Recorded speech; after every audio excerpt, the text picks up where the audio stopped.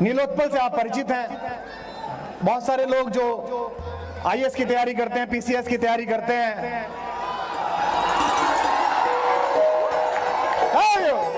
क्या बात है। इसको देख के मुझे एक शेर याद आता है कि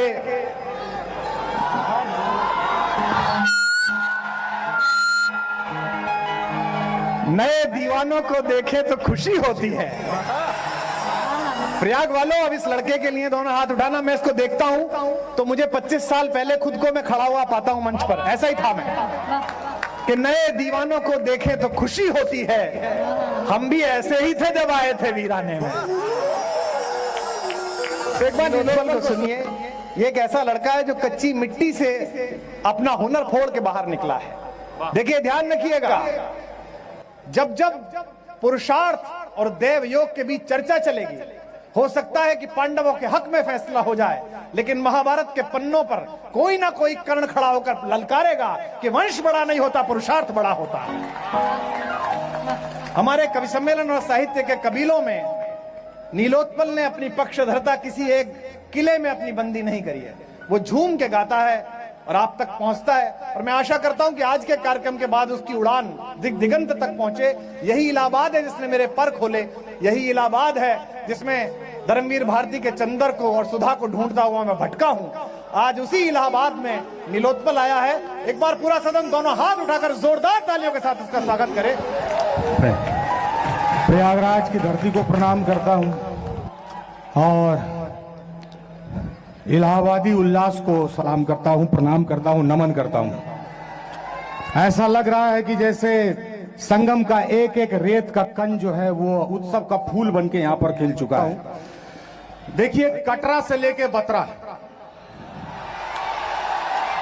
ये जो कटरा से लेके बतरा तक हिंदुस्तान में सपनों की एक रेल चलती थी आज से 5, 6 साल, 7 साल पहले तक। और उस रेल पर सवार होकर आपके कई मित्र कलेक्टर बने, आईपीएस बने। लेकिन बीच में ऐसा वक्त आया कि यूपीएससी ने अपने अंग्रेजियत के खंजर से जब वो पटरियां उखाड़ दी और बतरा में 10 बाय 8 के कमरे में हवन कुंड में कई दधीची अपनी हड्डियां गला रहा है, यहां कोई कटरा में गला रहा है। मैं उस 25 गज के कमरे से एक प्रार्थना कटरा इलाहाबाद के गली गली में रहने वाले विद्यार्थियों के हवन कुंड के सामने जो दधीची अपनी हड्डियां गला रहे हैं, उस हवन कुंड पर एक प्रार्थना रखने की शुरुआत कर रहा हूं। एक प्रार्थना रख रहा हूं वहां पर। मैं आपके संघर्ष के नाम पर पहला गीत पढ़ता हूं आपके नाम पर। देखिए, मैंने जब डार्क हॉर्स लिखा तो मैंने उसमें लिखा कि मुखर्जी नगर में हर रोज इलाहाबाद विश्वविद्यालय के छात्र अपने विश्वविद्यालय की यादों का अबीर उड़ाया करते थे, गुलाल उड़ाया करते थे। तो वो जो सफर है उसको महसूस करके मैंने जो गीत लिखा है, मैं आपके लिए वो प्रार्थना आपकी चौखट पर रख रहा हूं, आपके संघर्षों के लिए। कोई बलिया देवरिया, कोई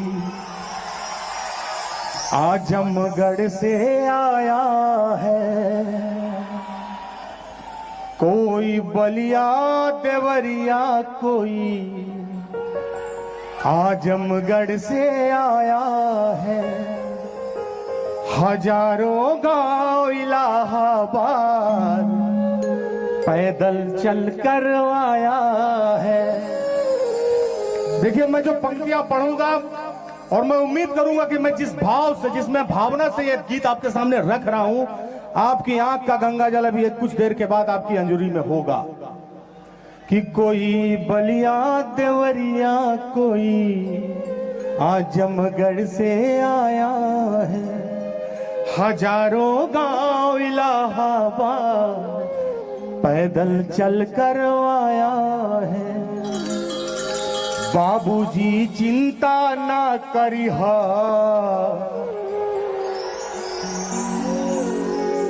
देखिए, मैं अभी भी 25 गज के कमरे में गांधी विहार में रहता हूं। मुझे पता है कि यहाँ जो 25 गज का कमरा है उसकी आंच में कितने लोग खाक हो रहे होंगे, कितने लोग खरा सोना हो रहे होंगे। मुझे वो आंच का पता है, इसलिए मैं कह रहा हूं कि बाबूजी चिंता ना करिहा, कोई ये कह कर आया है। कई बेटियों का हौसला भी बाप से लड़ करवाया है, कई गांवों का गुलमोहर साख से झड़ करवाया है, हजारों ख्वाब का लश्कर पटरियां चढ़ करवाया है। जम के पढ़ना अड़ के लड़ना, जम के पढ़ना अड़ के लड़ना, एक भी सपना ना टूटे।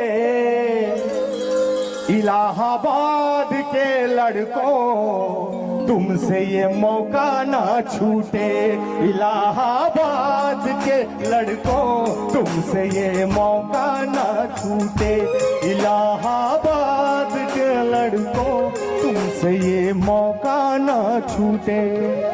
और क्या है,